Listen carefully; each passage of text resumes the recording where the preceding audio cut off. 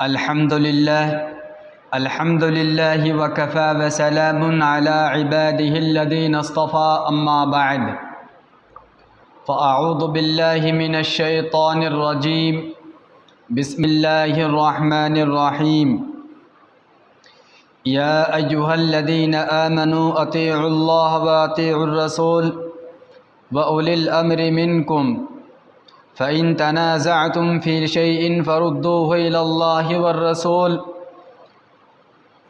إن كنتم تؤمنون بالله واليوم الآخر صدق اللہ العظیم۔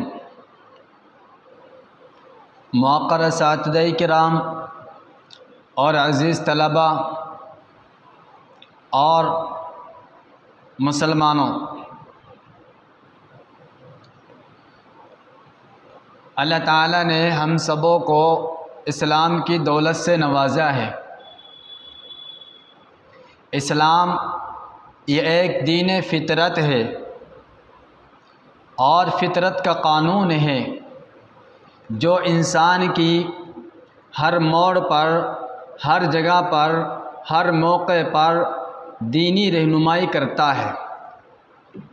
کوئی مقام، کوئی جگہ، کوئی گوشہ ایسا نہیں چھوڑا جہاں اسلام نے انسان کی دینی رہنمائی نہ کی ہو۔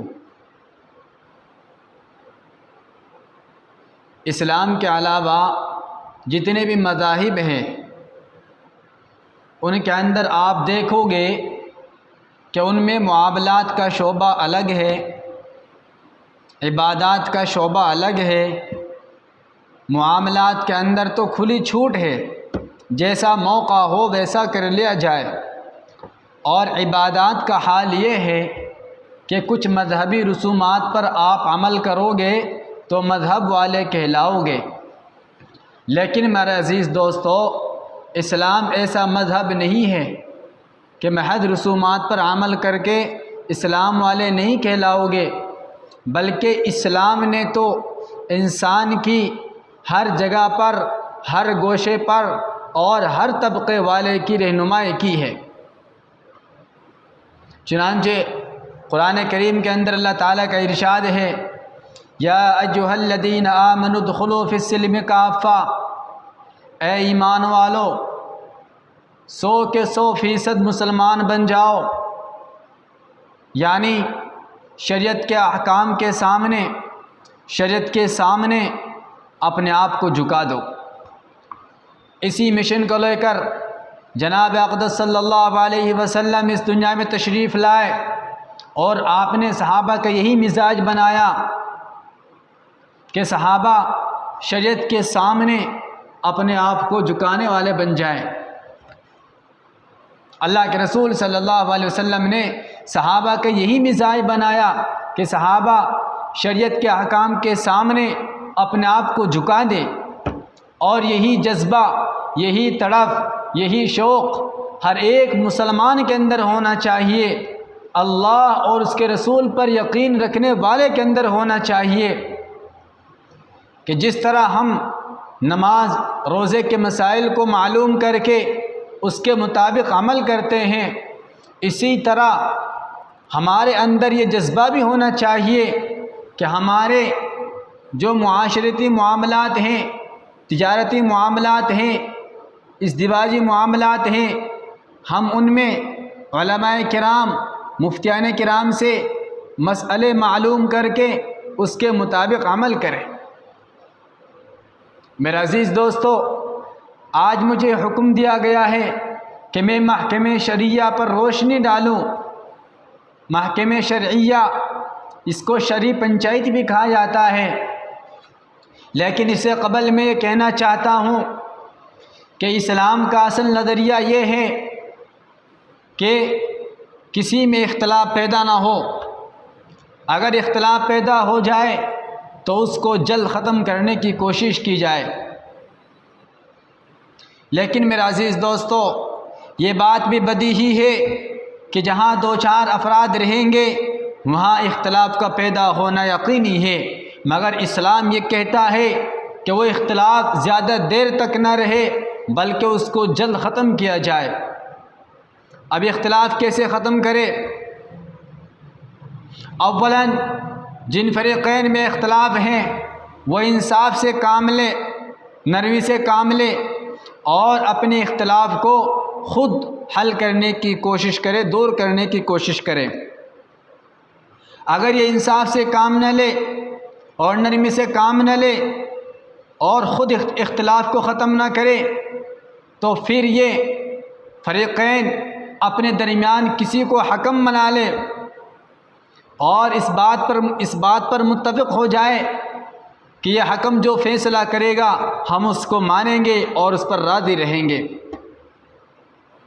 لیکن میرے عزیز دوستو، حکم کو بھی شریعت نے آزاد نہیں چھوڑا، بلکہ حکم چاہے وہ ایک فرد ہو چاہے وہ چند افراد ہو، ان کے لیے لازم ہے کہ وہ شریعت کے مطابق عدل و انصاف کے ساتھ معاملے کو سلجھائے۔ اگر حکم شریعت کی روشنی میں معاملے کو سلجھا دے اور اختلاف کے ختم کرنے کی کوئی صورت نکال دے تو اب مومن کی ذمہ داری بنتی ہے، ہر ایمان والے کی ذمہ داری بنتی ہے کہ وہ اس فیصلے کو بلا چوں چرا کے مان لے اور اس پر راضی ہو جائے اور اپنے دل میں اس کے بارے میں کوئی تنگی نہیں ہونی چاہیے۔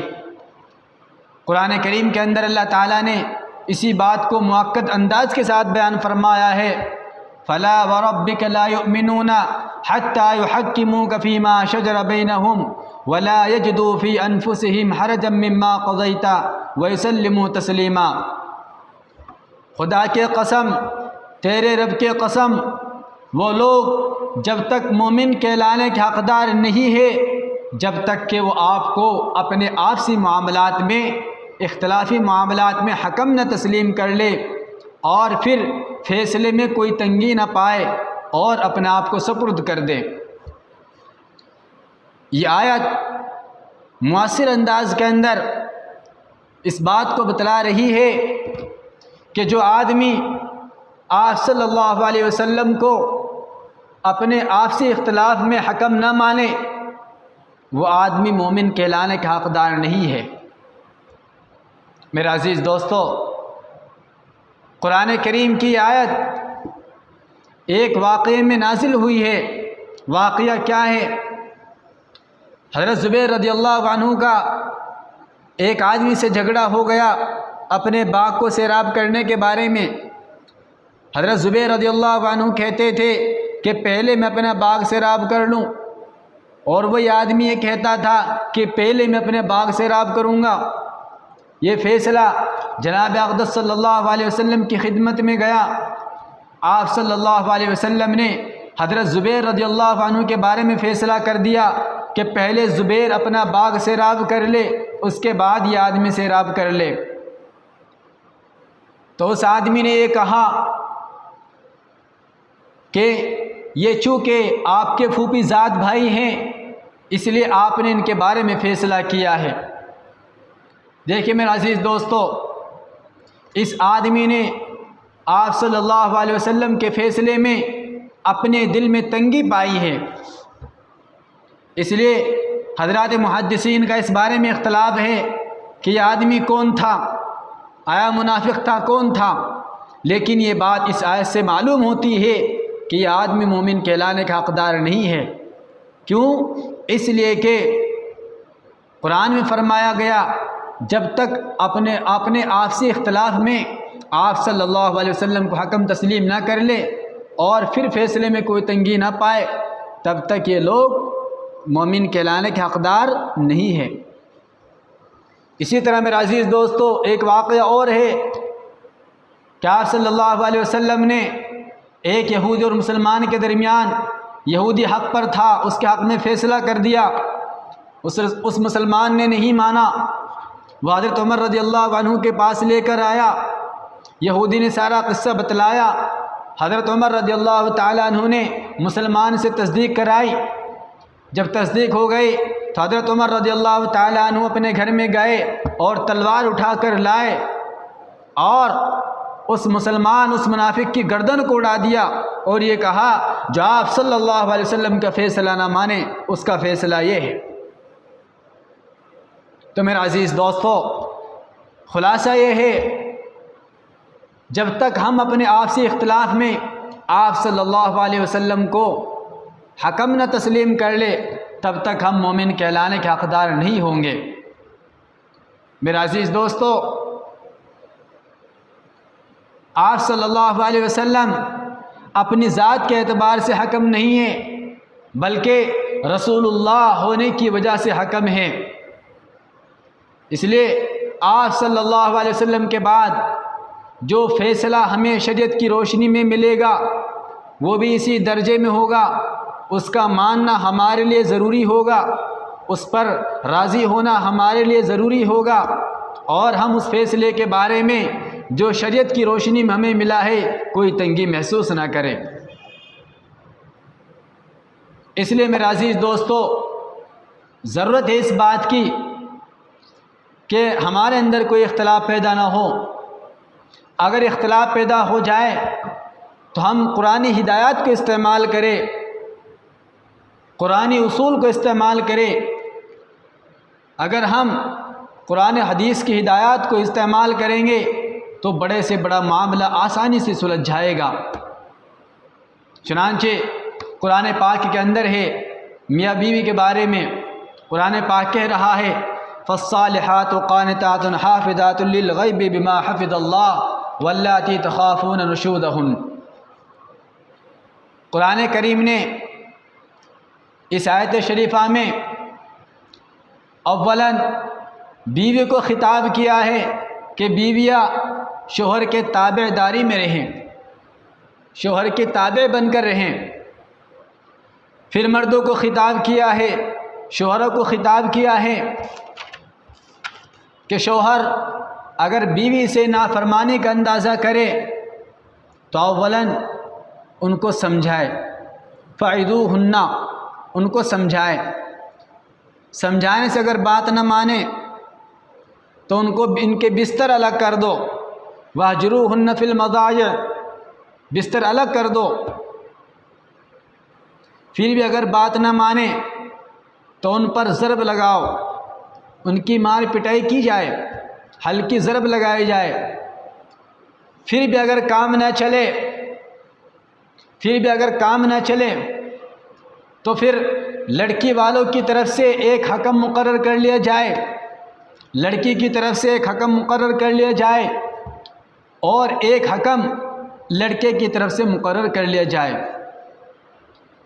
لیکن یہ حکم بعد میں ہوگا۔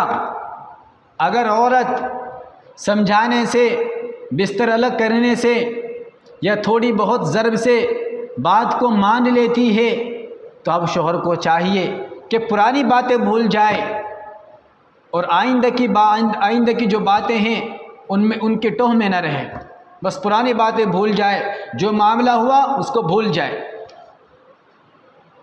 لیکن اگر بات نہ مانے پھر یہ ہدایت ہے کہ لڑکی کی طرف سے ایک حکم مقرر کیا جائے اور ایک حکم لڑکے والوں کی طرف سے مقرر کیا جائے، لڑکے کی طرف سے مقرر کیا جائے۔ اور ان حکم کو یہ ہدایت ہے کہ ان کے اندر اصلاح کا جذبہ ہونا چاہیے، اصلاح کے علاوہ کوئی جذبہ ان کے اندر نہیں ہونا چاہیے۔ اگر یہ دونوں حکم اصلاح کا ارادہ کریں گے اور اصلاح کرانا چاہیں گے، عدل و انصاف سے کام لیں گے، جانبداری سے کام نہیں لیں گے، تو اللہ تعالی زوجین کے درمیان موافقت پیدا کر دے گا اگر یہ انصاف سے اور اصلاح سے کام لیں گے۔ اس لیے حکمین کو چاہیے کہ وہ اصلاح سے کام لیں، اصلاح سے کام لیں۔ حاصل یہ میرے عزیز دوستو، اگر ہم اپنے معاملات میں قرآن و حدیث کی ہدایات کو استعمال کریں گے تو ہمارے معاملے آسانی سے سلجھ جائیں گے، نفرتیں ختم ہو جائیں گی، طلاق و تفریق کی نوبت نہیں آئے گی۔ اگر ہم نے قرآن ہدایت کو استعمال نہیں کیا تو پھر خاندانوں میں نفرتیں پیدا ہوں گی، طلاق ہوگی، تفریق ہوگی اور آپس میں خاندان ٹوٹ جائیں گے۔ اس لیے ضرورت ہے اس بات کی، غلطی دونوں طرف سے ہوتی ہے، کبھی لڑکی کی طرف سے ہوتی ہے، کبھی لڑکے کی طرف سے ہوتی ہے، اور کبھی یہ دونوں ملنا چاہتے ہیں مگر گھر والے آڑ بن جاتے ہیں۔ اس لیے ضرورت ہے اس بات کی کہ سب کے سب نرمی سے کام لیں اور اختلاف کو ختم کرنے کی کوشش کرے اور گھروں کو بسانے کی کوشش کرے، نہ کہ اجاڑنے کی کوشش کرے۔ اور ایک بات میں آپ کو کہنا چاہتا ہوں کہ آپ اپنے معاملات کو عدالتوں میں لے کر نہ جائیں، اس لیے کہ عدالتوں میں معاملات کو لے جانے سے معاملہ سلجھے گا نہیں بلکہ الجھ جائے گا اور نفرتیں پیدا ہوں گی اور پیسہ خرچ ہوگا۔ بلکہ ہم اپنے معاملات کو محکمہ شرعیہ شرعی پنچایت کے ذریعے حل کرائیں۔ آپ محکمہ شرعیہ اور شرعی پنچایت کے ذریعے اپنے معاملات کو حل کرائیں گے تو جو معاملے میں جیتے گا اس کی جیت تو ہوگی ہی، جو ہارے گا اس کی بھی جیت ہوگی۔ کیوں؟ اس لیے کہ شریعت کے حکم کے سامنے اس نے اپنا آپ کو جھکا دیا ہے۔ چنانچہ ایک بہت بڑے عالم ہیں حضرت مولانا معین الدین صاحب، وہ فرماتے ہیں کہ اگر ہم اپنے معاملے کو محکمہ شرعیہ شرعی پنچایت کے ذریعے حل کرائیں گے تو جیتنے والے کی جیت تو ہوگی ہی مگر ہارنے والے کی بھی جیت ہوگی۔ اور یہی فرماتے ہیں چونکہ اس نے شریعت کے سامنے اپنے آپ کو جھکا دیا ہے اس لیے اس کے لیے بھی جیت ہے۔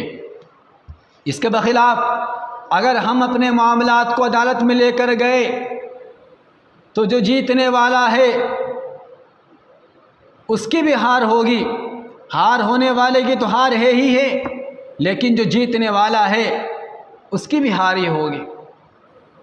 اس لیے میرے عزیز دوستو، ضرورت ہے اس بات کی کہ ہم اپنے معاملات کو محکمہ شریعہ کے ذریعے حل کرائیں اور مسلمانوں کے اندر اس بات کو منبر پر بیٹھ کے بیان کیا جائے، مسلمانوں کو سمجھایا جائے کہ ہم اپنے ازدواجی معاملات کو، تجارتی معاملات کو محکمہ شرعیہ شرعی پنچایت کے ذریعے حل کرائے، ہم عدالتوں کا چکر نہ کاٹیں۔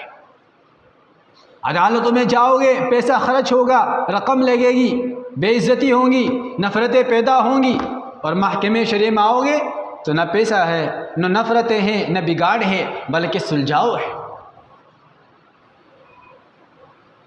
اور میرے عزیز دوستو، ہر ایک آدمی کے لیے ضروری ہے کہ وہ اپنے اندر نرمی، حلم اور بردباری کا جذبہ پیدا کرے۔ میں آپ حضرات کے سامنے صرف ایک واقعہ بیان کر کے اپنی بات کو ختم کرتا ہوں۔ واقعہ لکھا ہے کہ ایک آدمی نے اپنے بیٹے کی شادی کی۔ جب شادی ہو گئی تو باپ نے بیٹے سے کہا کہ بیٹا ایک کاغذ لے کر آؤ، ایک پنسل لے کر آؤ اور مٹانے کے لیے ایک ربڑ لے کر آؤ۔ بیٹا گیا، قلم لے کر آیا، پنسل لے کر آیا، کاغذ لے کر آیا۔ باپ نے معلوم کیا کہ ربڑ نہیں لائے۔ بیٹے نے کہا ابا جان ربڑ نہیں ہے۔ باپ نے کہا کہ بیٹا جاؤ دکان سے لے کر آؤ۔ وہ بیٹا گیا، دکان سے جلدی لے کر آیا، کیونکہ اس میں بیٹا سوچ رہا ہے کہ ابا جان کوئی بات لکھوانا چاہتے ہیں، کوئی وصیت کرنا چاہتے ہیں۔ جب آ گیا، آنے کے بعد باپ نے کہا بیٹا جو چاہو لکھو۔ اب بیٹا حیران ہے کہ ابا نے کاغذ منگوایا، پنسل منگوائی، ربڑ منگوائی، پھر کہتے ہیں کہ جو چاہو لکھو۔ تو بیٹے نے لکھا۔ لکھنے کے بعد باپ نے کہا کہ اس کو مٹا دو۔ مٹانے کے بعد پھر بیٹے نے کہا ابا کیا لکھوں؟ پھر باپ نے یہی کہا کہ جو چاہے لکھو۔ جب بیٹے نے لکھا پھر باپ نے یہی کہا کہ اس کو مٹا دو۔ اسی طرح سلسلہ چلتا رہا۔ بیٹا حیران ہے۔ تو جب چلتا رہا تو باپ نے بیٹے سے کہا کہ بیٹے اس عمل میں تیرے لیے ہدایت ہے کہ تیری ازدواجی زندگی ابھی شروع ہوئی ہے، اب تیرے سامنے حالات آئیں گے، ناگواری کی صورتیں آئیں گی، لیکن اگر تیرے پاس مٹانے والی ربڑ نہیں ہوگی تو کبھی کامیاب نہیں ہو سکتا، تیری زندگی کامیاب نہیں ہو سکتی۔ ہاں اگر تیرے پاس مٹانے والی ربڑ ہوگی، یعنی حلم بردباری اور عفو درگزر سے آپ کام لوگے تو انشاءاللہ آپ کی زندگی خوشگوار گزرے گی۔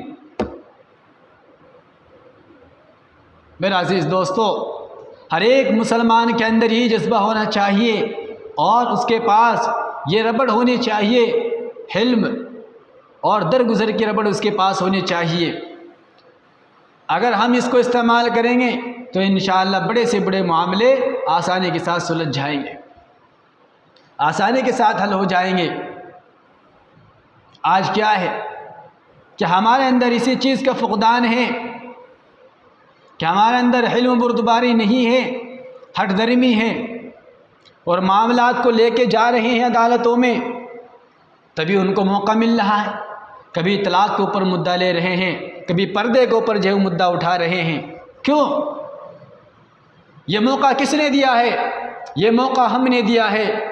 اگر ہم وہاں نہیں جاتے ان کو اس بات کا علم نہیں ہوتا۔ اس لیے ضرورت ہے اس بات کی کہ ہم اپنے معاملات کو محکمہ شریعہ کے ذریعے حل کرائے، شرعی پنچایت کے ذریعے حل کرائے، عدالتوں میں لے کر نہ جائے۔ خطبے کے اندر جو آیت شریفہ میں نے پڑھی ہے، اس میں اللہ تعالی ارشاد فرماتے ہیں، یا ایھا الذین آمنو، یا ایھا الذین آمنو، اے ایمان والو، اطیعوا اللہ و اطیعوا الرسول، اللہ کی اطاعت کرو، رسول کی اطاعت کرو، اور اولی الامر کی اطاعت کرو۔ اولی الامر سے مراد وہ حکام و علماء ہیں جو شریعت کی روشنی میں فیصلہ کرتے ہیں۔ اور اگر تمہارے اندر کسی بارے میں اختلاف ہو جائے تو اس اختلاف کو اللہ اور اس کے رسول کے حوالے کر دو، اگر تم اللہ اور آخرت پر ایمان رکھتے ہو۔ جب تم اس پر عمل کرو گے تو انشاءاللہ یہ تمہارے لیے انجام کے اعتبار سے بہتر ہوگا، نتیجے کے اعتبار سے اچھا ہوگا۔ اس آیت پاک میں بتلایا گیا ہے کہ اگر ہمارے اندر کسی بات میں اختلاف ہو جائے تو اس اختلاف کو اللہ اور اس کے رسول کے حوالے کیا جائے، یعنی قرآن ہدایت کی روشنی میں اس کو حل کیا جائے۔ اللہ تعالی ہم سبوں کو آپ صلی اللہ علیہ وسلم کی لائی ہوئی شریعت کے مطابق عمل کرنے کی توفیق عطا فرمائے اور غلطیوں سے محفوظ فرمائے، اور اپنے معاملات کو محکمہ شرعیہ اور شرعی پنچایت کے ذریعے قرآن ہدایت کے ذریعے حل کرانے کی توفیق عطا فرمائے، اور ناجائز جگہوں پر جانے کی ہم سب کے اللہ پوری حفاظت فرمائے۔ وآخر دعوانا الحمد للہ رب العالمین۔